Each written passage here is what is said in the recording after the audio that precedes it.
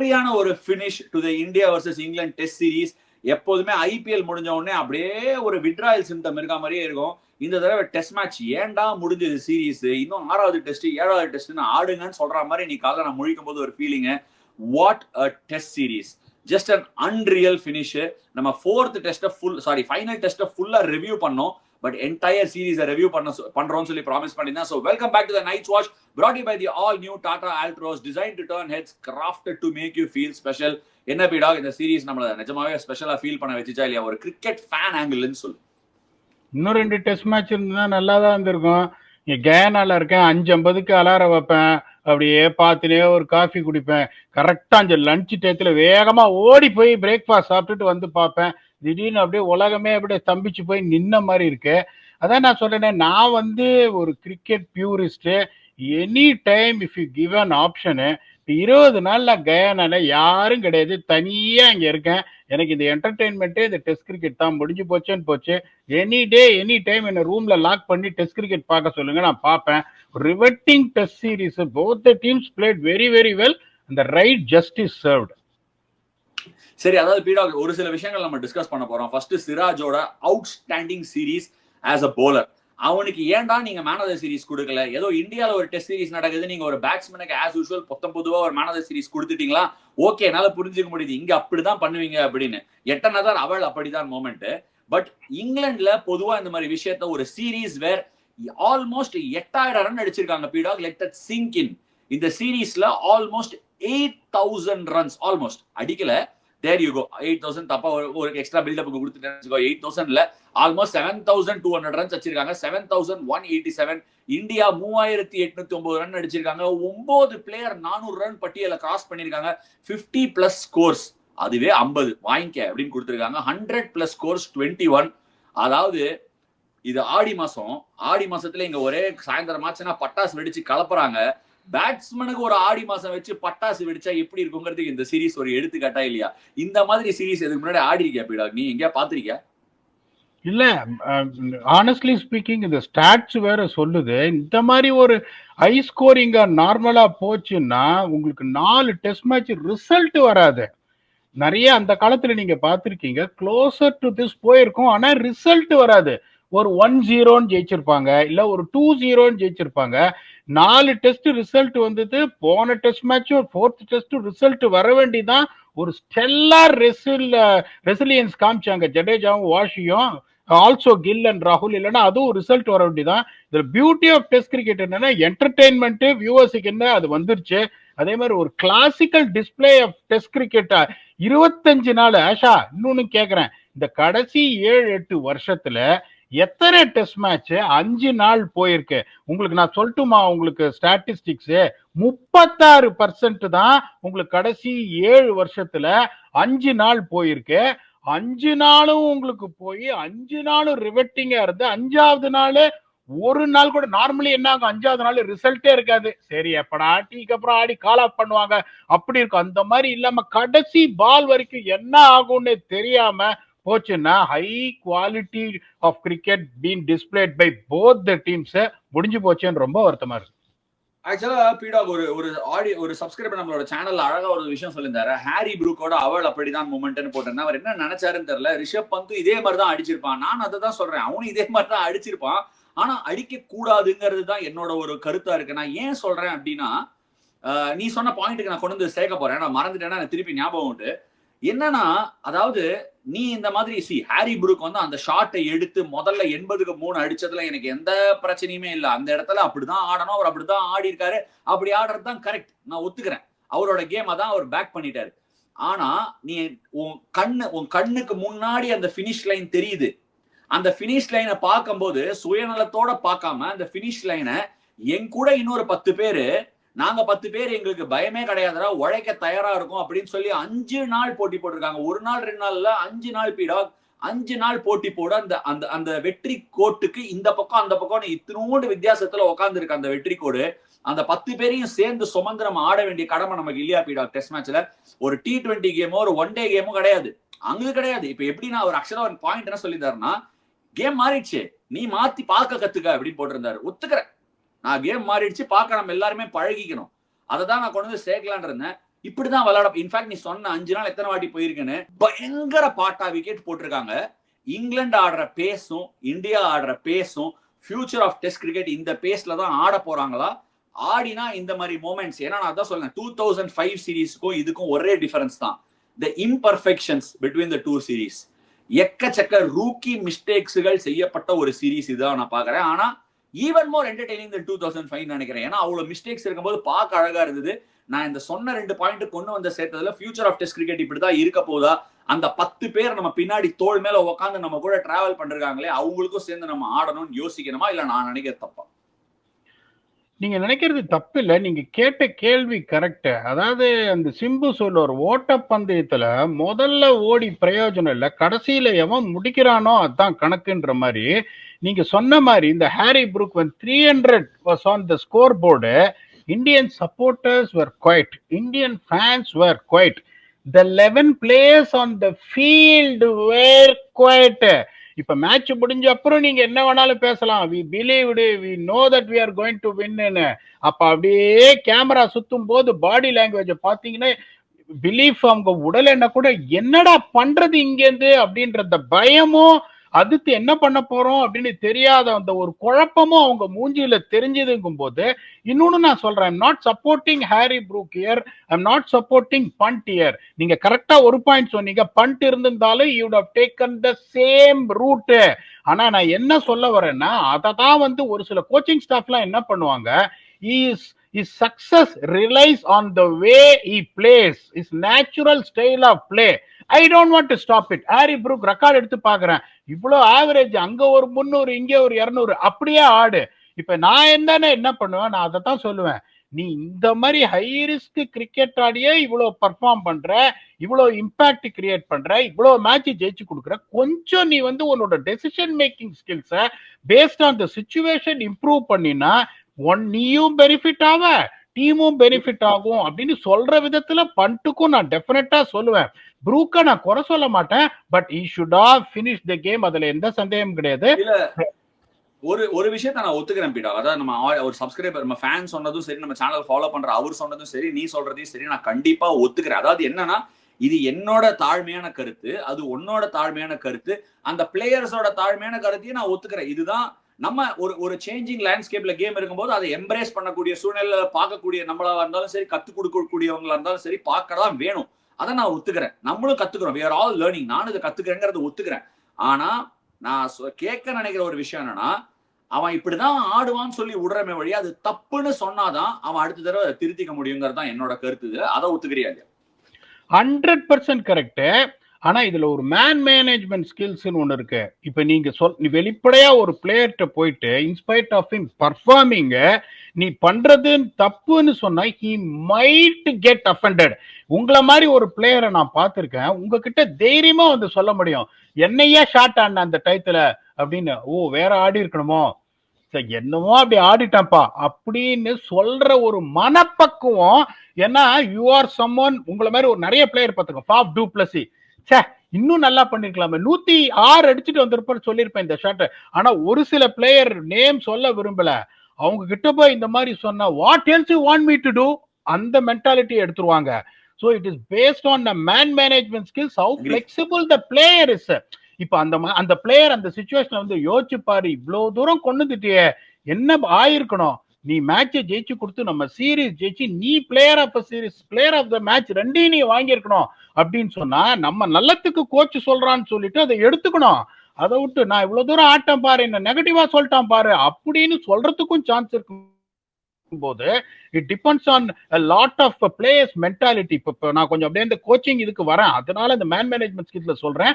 ரெண்டாவது பாயிண்ட் நீங்க சொன்னீங்க பியூட்டிஃபுல்லா, பேஸ் ஆஃப் த கேம் எப்படி மேல போயிட்டு இருக்குன்னு.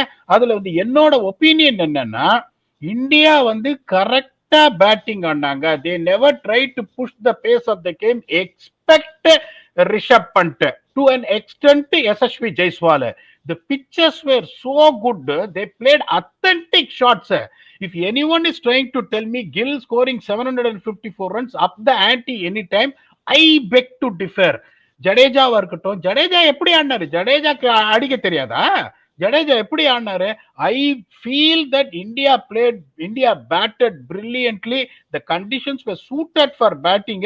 கரெக்டா பேட் பால்ஸ் பனிஷ் பண்ணாங்க. But England as the one who set the tone, who tried to match that bass ball, but unfortunately failed to win the test series. Because of that approach is my humble opinion. India 10 out of 10, England 7 out of 10 in batting. England 7 out of 10, India 10 out of 10 அப்படின்னு சொன்னாலும் பல பேர்பட்ட கருத்துல என்ன சொன்னாங்கன்னா, இங்கிலாந்துக்கு இருக்கிற bowling அட்டாக்கும் அவங்க விளையாடின சுமார் கிரிக்கெட்டுக்கும் இந்தியா இந்த சீரீஸை ஜெயிச்சிருக்கணுங்கிற கருத்தும் நிறைய பேர் தெரிவிச்சிருந்தாங்க. இன்ஃபேக்ட் சீரீஸ் ஆரம்பிக்கிறதுக்கு முன்னாடி இந்தியா 4-1 3-1 தோக்க போறாங்க நீயுமே சொல்லியிருந்த. பட் இதெல்லாம் நம்மலாம் ஜோசிக்காரர்கள் கிடையாது. நம்ம மனசுல நினைக்கிறத சொல்றோம், அதை மாத்தி ஆடக்கூடிய திறன் இவங்களுக்கு எல்லாம் இருக்கு. நீ ரன் கெட்டிங் சொன்ன, இந்தியாவோட டாப் 4 பேட்டர்ஸ், அதாவது இந்த சீரீஸ்லயே ஹையஸ்ட் ரன் கெட்டர்ஸ்ல இந்தியாவுல 4 பேட்டர் இருக்காங்க. ஹையஸ்ட் விக்கெட் டேக்கர்ல இந்தியால இருந்து ஒருத்தர் இருக்காரு, முகமது சிராஜ். இப்ப சீரீஸ் போடுவாங்க, இந்த series there you go. Most run Shubman Gill, highest average Jadeja, most 100 Shubman Gill, best control percentage Gill, Mohammed Siraj most wickets, best average Ben Stokes, most 5 wicket all Bumrah, lowest false shot percentage Prasidh Krishna 28%. அதாவது இதுல பென் ஸ்டோக்ஸ் தவிர வேற யாருமே இல்ல இங்கிலாந்து. இந்த மோஸ்டா டாமினேட்டட் பை இந்தியா. இந்த series is headlined by Indian players. நம்ம வந்து முன்னாடியே சொன்ன மாதிரி பேஸ் பாலர்ஸ் இங்கிலாந்து தரப்புல இருந்து 5 பேர் செலக்ட் பண்ண போறோம். நம்ம 2 பேரும் கூடி ஜென் போல்ட் அதுல இருந்து 5 பேர் கூடி நம்ம செலக்ட் பண்ண போறோம். அப்புறம் ஒரு ஜோக்கர் கார்டு யாரை வேணா செலக்ட் பண்ணிக்கலாம். நான் இந்தியா செலக்ட் பண்ணலாம், இங்கிலாந்து செலக்ட் பண்ணலாம், நம்ம எதுக்குன்னு அந்த ஆர்கியூமெண்ட்டை வச்சுக்கலாம். பட் அதுக்கெல்லாம் முன்னாடி நான் ஒரு விஷயம் காட்டலான் இருந்தேன். நான் எல்லாருக்கும் ப்ராமிஸ் பண்ணியிருந்தேன், இந்த சீரீஸ் எங்கடா போச்சு இந்தியாவுக்கு அப்படின்னு. அதாவது எக்கச்சக்க இடத்துல செலக்ஷன்ஸை பத்தி பேசியிருக்கோம். ஆனா நேற்று கௌதம் கம்பீர் செலிப்ரேட் பண்ணது இந்தியன் டீமுக்கு வந்தது. லெட்ஸ் நாட் ஃபர்கெட், இந்த மாதிரி ஒரு டீமுக்கு அவன ஃபுல் டெஸ்ட் டோர். பல பேருக்கு இது full first test tour as responsible leaders. Okay, Gill போயிருக்காங்க முன்னாடி இங்கிலாந்து சீரீஸ்க்கு. But it's as a responsible leadership ரோல்ல இருந்து ஒரு கௌதம் கம்பீரோ சுப்மன் கில்கோ ஃபர்ஸ்ட் டோர். அவங்களுக்கு ஒரு 2-all ரிசல்ட்ங்கிறது மேசிவ்.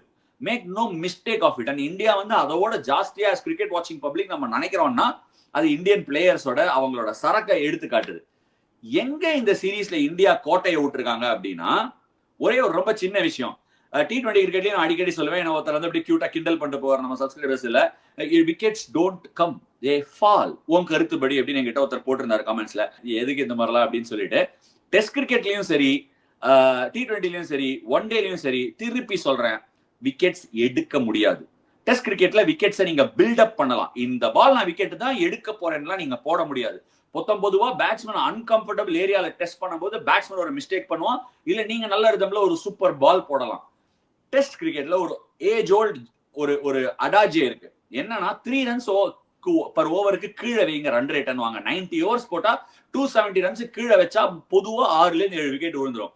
இங்கிலாந்து கிட்ட போலிங் சரக்கே இழப்பீடா. பென் ஸ்டோக்ஸை எடுத்தனா இங்கிலாந்து வந்து நின்னுனே இருந்திருப்பாங்க. இந்த சீரீஸ் காய இந்தியா டிக்ளேர் பண்ற வரைக்கும் நின்று இருப்பாங்க. போலிங்கே இல்ல.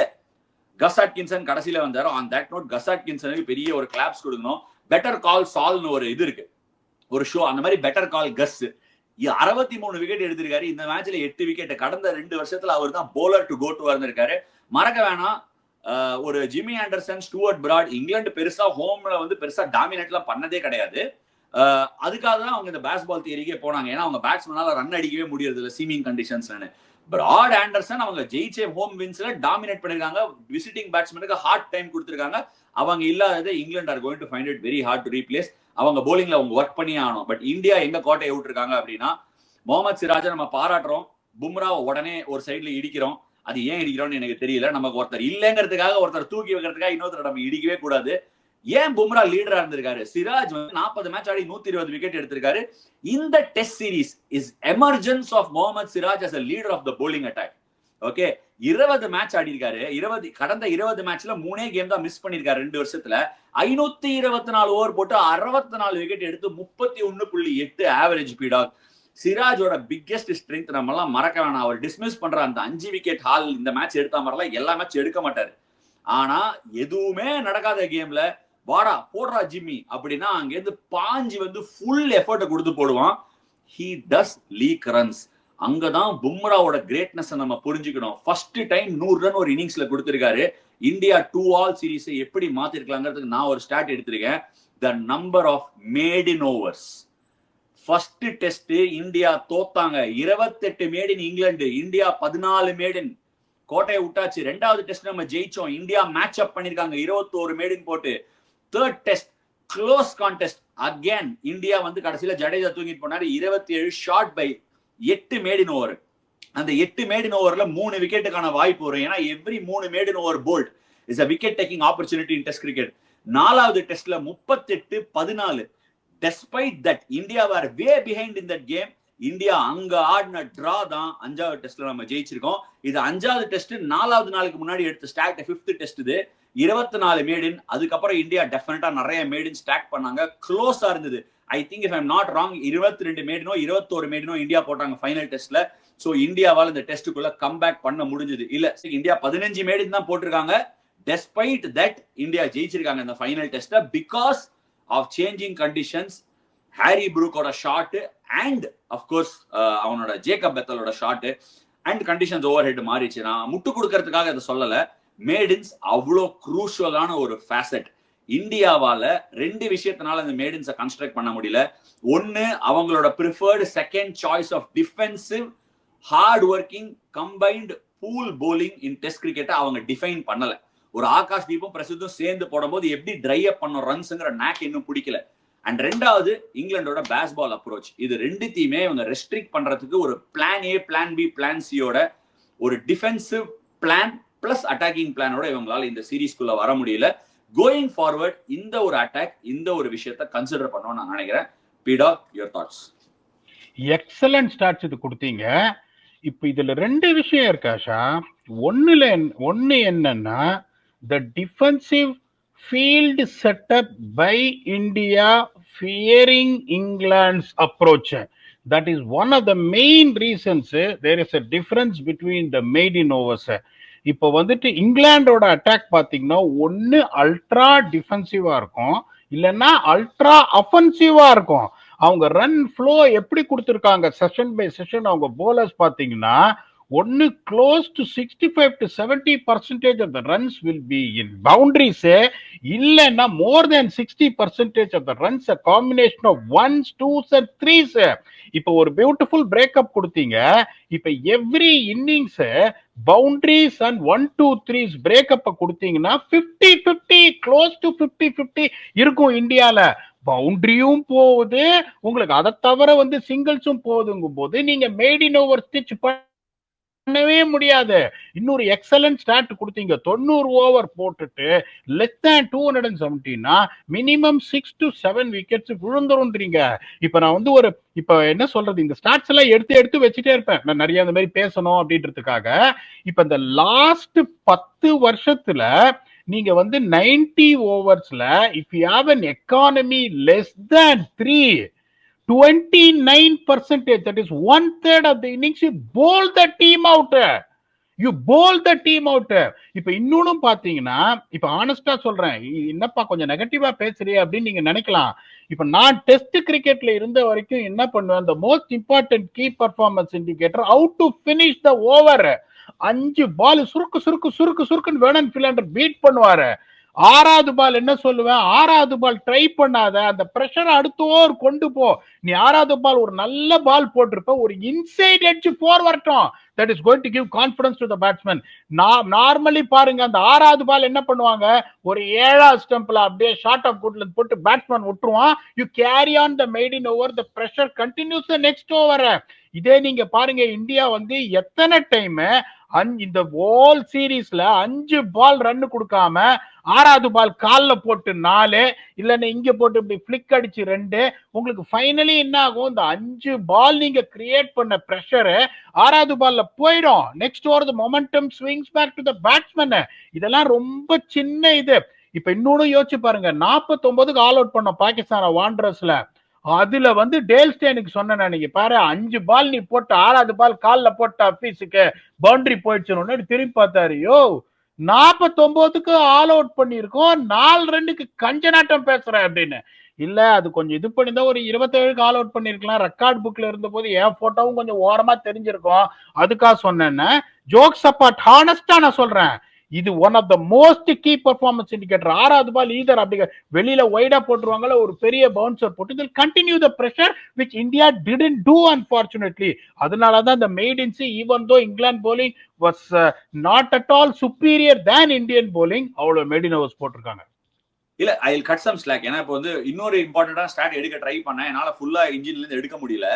த நம்பர் ஆஃப் டைம்ஸ் நம்ம ஒரு செஷன் ஸ்டார்ட் பண்ணும்போதோ இல்ல first over of a bowler spell in Akash Dev case, Prasidh Krishna case, even சிராஜோட கம்பேக் ஸ்பெல்லோட ஓவர்ஸ் எல்லாம் செக் பண்ணேன்னா வர கம்பேக் ஓவரோட ஃபர்ஸ்ட் ஓவர்ல எப்பவுமே 9 ரன் 10 ரன் ப்ளீட் பண்ணிருக்காங்க. நீ இந்த லாஸ்ட் டே கூட எடுத்து பார்த்தேன்னா அஃப்கோர்ஸ் ஜேமி ஓவர்டன் ஒரு சிங்கிள் எடுத்து ஒரு இன்சைட் எட்ஜ்ல 4 போயிடுச்சு.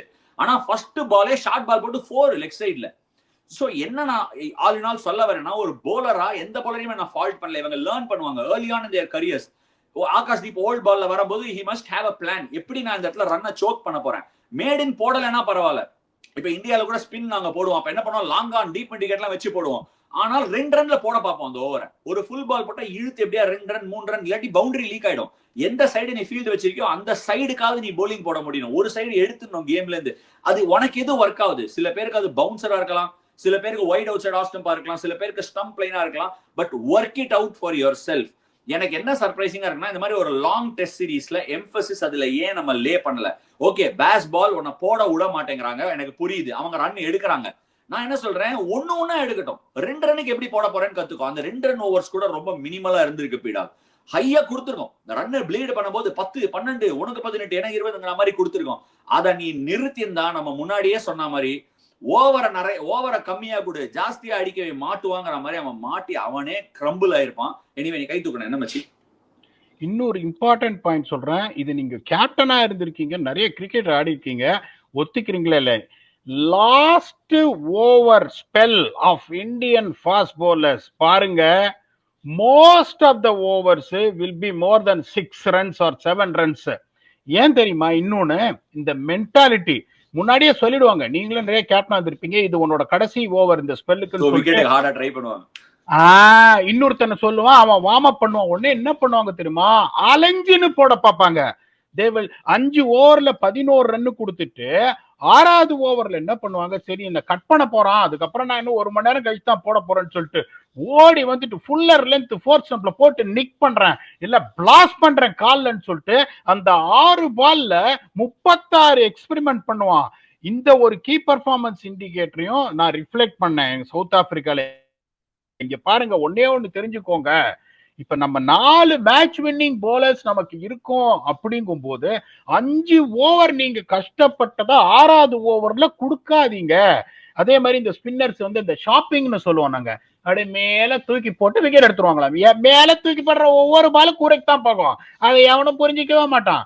அதனால அது ஒரு கீ பர்ஃபார்மன்ஸ் இண்டிகேட்டரா, அந்த லாஸ்ட் ஓவர் ஆஃப் யுவர் ஸ்பெல்ல I want it to be disciplined. Good ball goes for 4. Genuine plan against the batsman, plan A, plan B goes for 4. That is okay.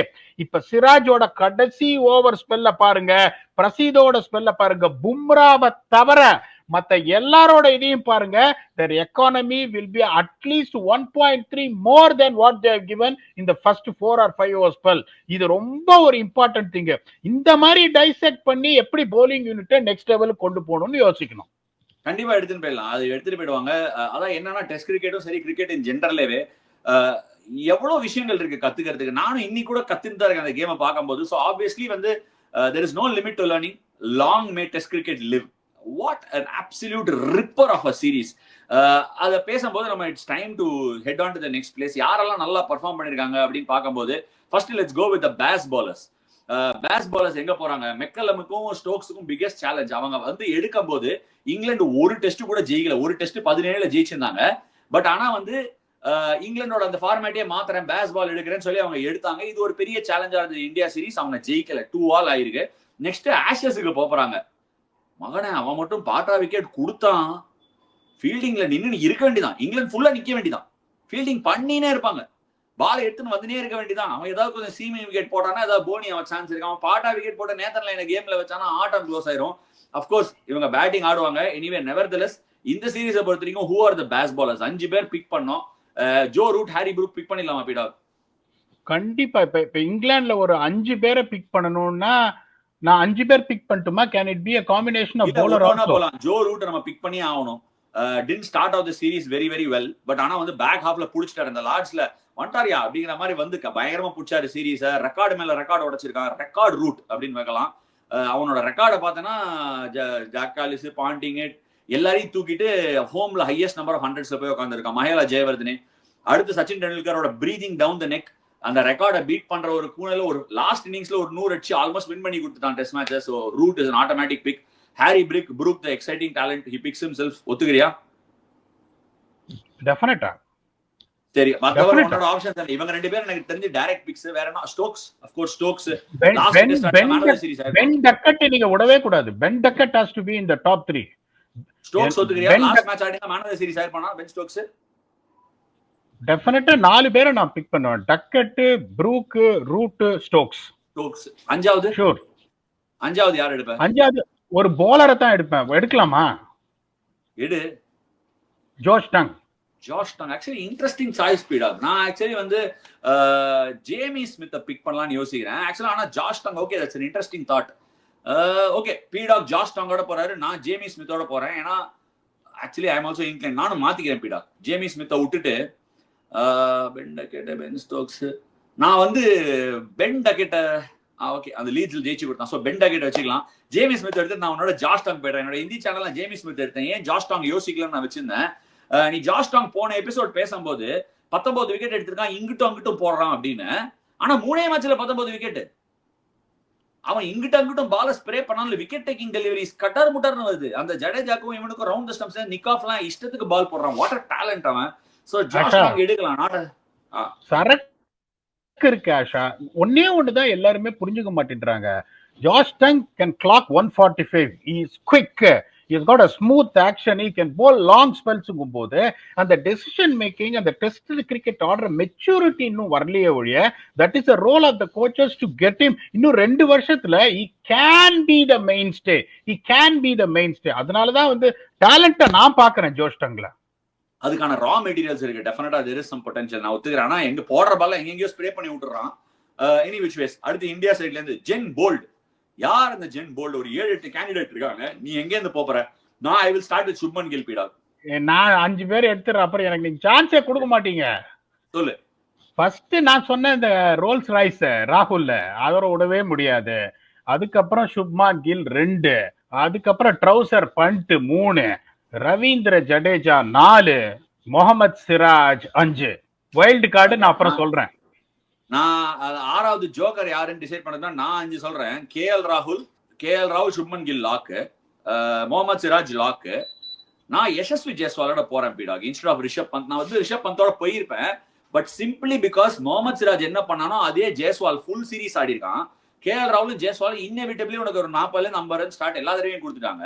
இவர் இல்லைன்னா அவர் இல்லைன்னா இவருன்னு ஆடி இருக்காங்க. சீரீஸ் லெவல் பண்ண வேண்டிய இடத்துல செகண்ட் இன்னிங்ஸ் 100 5th டெஸ்ட்ல அதுக்கு நான் வேல்யூ கொடுத்து பந்துக்கு பதில்ல ஜெய்ஸ்வால் போடுறேன். பந்த் 5 ஆடி தான் ஷூரா எடுத்திருப்பேன். 5வது நான் என்ன சொன்னேன்? சிராஜ், ஜடேஜா, கேஎல் ராகுல், கில், ஜெய்ஸ்வால். இதான் என்னோட 5. 6வது ஆளுக்கு போட்டி போடலாம். 6வது ஆளுக்கு நான் ஒரு ஆப்ஷன் கொடுக்குறேன். 3 ஆப்ஷன் இருக்கு. Jasprit Bumrah, Washington Sundar and Rishabh Pant. அதுக்கு நீ உன்னோட சாய்ஸை கேட்கறதுக்கு முன்னாடி ஒரு ஸ்டாட் ஒன்று இருந்திருக்கு. தங்க மகன் வேற லெவல் ஸ்டார்ட். நம்ம ஊர் ஆளு துப்பாக்கியை சும்மா வச்சு நிமித்தி சுடுறாபடி. பேட்டிங்ல வந்து சும்மா ஏறு முகமா இருக்கு. 763 ரன் டெஸ்ட் கிரிக்கெட்ல, 45 கிட்ட ஆவரேஜ், 450 ஒரு 100. அந்த 100 கேம் இன் ஃபெனாமினல் டிரா. 32 விக்கெட், 28 கிட்ட average, 15 wicket hall, 110 wicket hall. Washington Sundar proving to be 1 ton of a player for India. So என்னோட 6th joker card Washington Sundar. நான் ஒரே ஒரு கேள்வி கேட்கணும். இது பிளேயிங் 11 செட் பண்ற மாதிரி இந்த இது இருக்கு. அப்படி 2 ஆப்ஷன் வச்சேன். ஒன்னு பிளேயிங் 11 செட் பண்ணலாமா, இல்ல எல்லாரும் கொடுக்குற மாதிரி 9க்கு 10, 10க்கு 9, 10க்கு 8ன்னு எல்லா பிளேயரையும் வந்து ஏலம் விடுறதுக்கு எனக்கு விருப்பம் இல்ல. சோ இங்கிலாந்து தரப்புல இருந்து ஏன்னா 2-all ஒரு ஜஸ்ட் ரிசல்ட்டா ஃபீல் பண்றேன். இப்ப நடக்கும் போது இங்கிலாந்து வந்து இந்தியா கிட்ட இருந்து போக வேண்டிய சீரியஸ எடுத்துட்டாங்கன்னு நான் ஃபீல் பண்றேன். அதனால 5 பேர் இந்த பக்கம், 5 பேர் இந்த பக்கம். சரி 11 இன்னொன்னு கொடுக்கலாமே அப்படின்னு அது 11 எடுத்துலாமேங்கிறதுக்காக எடுத்தேன். 11 எடுக்கணும்னு இல்ல. உன்னோட ஜோக்கர் கார்டு பிளேயர் யாரு? இந்தியா சைட்ல இருந்து எடுக்கலாம், இங்கிலாந்து சைட்ல இருந்து எடுக்கலாம். One choice. இல்ல அதான் இப்ப ஜோக்கர் எடுத்துடுறேன். இப்ப யாரு வரணும்னு அதுக்கப்புறம் பிளேயிங் 11 நான் வந்து ஒரு பிளேயிங் 11 சொல்றேன். நீங்க சொல்லுங்க. இப்ப இப்ப வாஷிங்கா ஒரு டன் அடிச்சாரு அந்த ஓல்ட் ட்ராஃபர்ட்ல. ரொம்ப கஷ்டமா கையெல்லாம் கொடுக்க சொன்னாங்க. கையை கொடுக்க முடியாதுடா, பால் அடிக்கிறேன், பால் எடுத்துவான்னு சொல்லி வாஷிங்கா ஒரு டன் அடிச்சாரு. சுந்தரா போலிங் போலிங்கும் போட்டிருக்காரு, சுந்தர் போலிங் போட்டிருக்காரு ஆனஸ்ட்லி ஸ்பீக்கிங். அதனால ஜோக்கர் அப்படின்னு பாத்தீங்கன்னா edges out Jasprit Bumrah for me. So என்னோட ஜோக்கர் வாஷிங்டன் சுந்தர் தான். ஜோக்கர் வாஷிங்டன், ஐயோ இவர் பாப்பாரு எப்பா, நீ வாஷி ஜோக்கர் வாஷிங்டன் சுந்தர் சொன்ன தப்பா நினைக்காதுப்பா. இவர் இந்த மாதிரி பேர் கொடுத்திருக்காரு, அவர் திட்டணும் அஸ்வினை திட்டிட்டு அந்த பேர் அது எப்படி ஸ்டார் அப்படின்னு சொல்லிருக்கா, ஒரு ஜோக்கர் இருக்காரு, தப்பா நினைச்சுக்காது தம்பி. ஏய் என்னடா வாசி திட்டுவியாடா, திட்டுறா முடிஞ்சா திட்டுறா பாப்போம். வாசிலாம் எதுக்கு திட்ட போறான், நம்ம பயப்புள்ளையா அவன், அதெல்லாம் திட்ட மாட்டான். சரி இப்ப 11 ஏதோ கொடுக்குற, நீ 5 பேர் இந்தியால இருந்து யார் யாரு, நீ ஜெயஸ்வால் எடுக்கல, அதுக்கு மேல பந்து எடுத்திருக்கியா? கரெக்ட். இப்ப நான் என்னோட பிளேயிங்ல ஒன்னு சொல்றேன், இல்ல பேலன்ஸ்டா இருக்காங்க. ஆமா ஆமா. இப்ப என்னோட பிளேயிங்ல ஒன்னு பாத்தீங்கன்னா pen Duckett and KL Rahul opening, number 3 Joe Root, number 4 Shubman Gill, number 5 Harry Brook, number 6 Ben Stokes captain, number 7 Rishabh Pant wicketkeeper, 8 Ravindra Jadeja, 9 Mohammad Siraj, 10 Josh Tang and 11 Jasprit Bumrah. இதுல Washington Sundar miss out ஆறார். ஆப்வியஸ்லா Ben Stokes வந்ததுனால வாஷிங்டன் சுந்தரோட இடம் போயிடுச்சு. But ஆனா இது வந்து உன்னோட 11 கொடுத்துருக்க. பட் நம்ம ஆடியன்ஸ் கிட்ட கேட்போம், அவர் கொடுத்த 11ல எனக்கு பெரிய டிஃபரன்ஸ் இல்ல, ஐ டோன்ட் திங்க் நீங்களும் பெரிய மாற்றங்கள் கொடுப்பீங்கன்னு எனக்கு தோணல. பட் நெவர்தலெஸ் நாங்க பேஸ் பாலர்ஸ் ஜென் போல்ட் ஜோக்கர் 3 கொடுத்தோம். அதை நான் திருப்பி ஞாபகப்படுத்துறேன். என்னோட pace bowlers Joe Root, Harry Brook, Ben Duckett, Josh Tongue மற்றும் பென் ஸ்டோக்ஸ். இதுதான் என்னோடது. அது பீடாகும் அதே தான் 5 பேர் வச்சிருக்கான். நான் ஜென் போல்ட் கொடுத்தது சுப்மன் கில், யசஸ்வி ஜெயஸ்வால், முகமது சிராஜ், ரவீந்திர ஜடேஜா, இன்னும் நிறைய விட்டனே, யசஸ்வி ஜெயஸ்வால், KL ராகுல், இந்த 5 பேர். ஜோக்கர் கார்டுக்கு நான் வாஷிங்டன் சுந்தர் வச்சேன். உன்னோட ஜென் போல்ட் நீ கொடுத்துருக்கிறது யசஸ்வி ஜெயஸ்வாலுக்கு போல ரிஷப் பந்த், மாத்திக்கல நீ. ஓகே, அதான் கொடுத்துருக்காரு.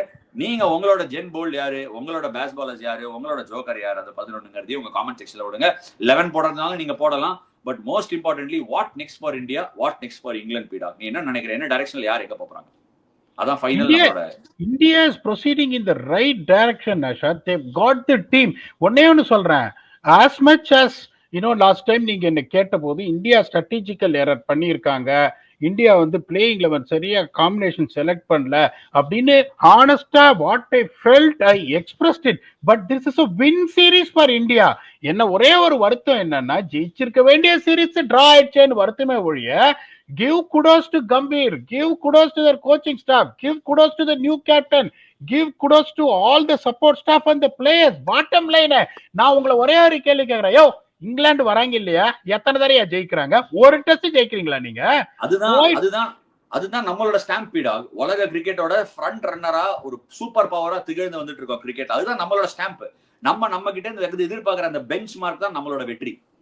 யோசிச்சு பாருங்க. நான் உங்களை ஒரே ஒரு கேள்வி கேட்கிறேன், இப்ப ஆடின இந்த பிளேயிங் 11 இந்தியால கொஞ்சம் திரும்புற விக்கெட்ல ஆடினாங்கன்னா தாவாங்கட்டை ஒட்டச்சு அமைச்சிருவாங்க.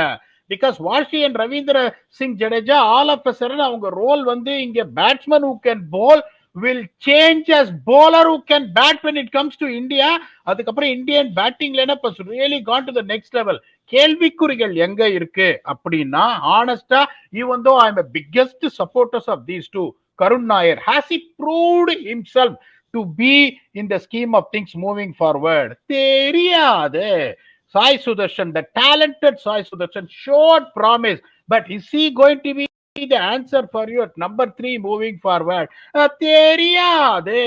So Prasidh Krishna பத்தி பேசாதீங்க. Is a genuine wicket taker. Again, you should know how to control the flow of runs. Siraj is emerging, Akashdeep is emerging, Arshdeep Singh நீங்க சான்ஸே கொடுக்கல, இஸ் a good bowler. இந்தியாக்கு வந்துட்டா அக்சர் பட்டேல் பாப்பு அப்படின்னு அவர் ஒருத்தர் வருவாரு, 3 spinner batting வேற உயிரை எடுப்பாரு. இந்தியால நீங்க ஒண்ணுமே பண்ண முடியாதுல. ஒரே ஒரு பிரச்சனை, நியூசிலாண்டோட ஒரு சீரீஸ் இருக்கு, அது கரெக்டான காம்பினேஷன் இப்பல இருந்தே யோசிக்கணும். எங்கெங்க வென்யூல ஆடுறேன், கிரைஸ்ட் சர்ச்ல எப்படி இருக்கும், பேசின் ரிசர்வ்ல எப்படி இருக்கும், எந்த காம்பினேஷன் ஆடணும், எவன் விக்கெட் எடுத்திருக்கான் அப்படின்னு இந்தியா யோசிச்சாங்கன்னா, India will top the table and ease through to Lord's in next year 2026 WTC final. எழுதி கொடுக்குறேன் இப்போ நான். இந்தியா வரணும், finally well deserve test match அடிக்கணுங்கிறது ஆசை. நம்ம ரொம்ப வருஷமாவே டிசர்வ் பண்ணியிருக்கோம். கிட்டத்தட்ட 1.5 டெக்கேடா டெஸ்ட் டீம்லயும் சரி, டெஸ்ட் ஒர்க் எத்திக்ஸ் அண்ட் கல்ச்சர்லயும் நிறைய ஒர்க் பண்ணியிருக்கோம். May India come through and under Shubman Gill, may us win the WTC maze next time அப்படிங்கறது என்னோட ஆசை.